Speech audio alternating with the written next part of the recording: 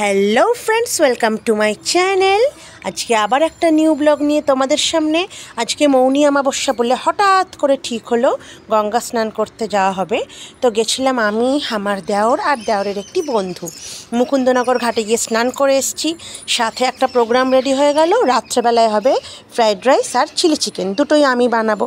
তো এসে খাওয়া দাওয়া করেই দেখো বসে গেছি।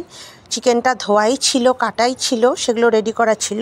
ফার্স্টে ব্যাটারটা করে নিচ্ছি। দুটো ডিম দিয়েছি, এখানে 500 চিকেন আছে। তার সঙ্গে অল্প একটু লবণ, একটু আদা বাটা, একটু কাশ্মীরি লঙ্কার গুঁড়ো আর স্বাদ অনুযায়ী লবণ, এগুলো। আর সঙ্গে দেবো ময়দা অবশ্যই, ব্যাটারটা ঠিক করার জন্য।